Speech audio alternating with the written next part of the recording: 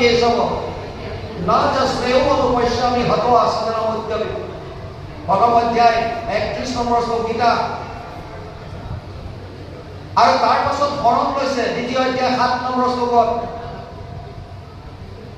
অৰ্জুনে কৈছে कार्पण्य दोष उपरहित स्वभाव परिश्रमी त्वं धर्म सम्मुरचेता यद श्रेयस्याद निश्चितं तत् ब्रूहि तन्मे शिष्यस्तेहं स्वाधिमन्तं प्रपन्नम। हे प्रभु তোমাৰ শৰণত মই কি সত্য গ্ৰহণ কৰি শৰণাপন্ন হলো মোক এতিয়া মোৰ কাৰণে যিটো কল্যাণকাৰক যিটো মোৰ কাৰণে শ্ৰেষ্ঠ বিচিত এই কথাটো মোক কোৱা উপদেশ দিয়া।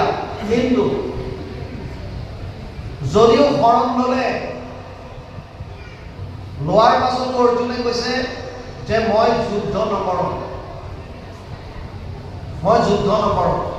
তেতিয়াও সম্পূৰ্ণ সাৰেণ্ডাৰ হোৱা নাই, গতিকে কেৱল বাণীৰ দ্বাৰা কৈছে।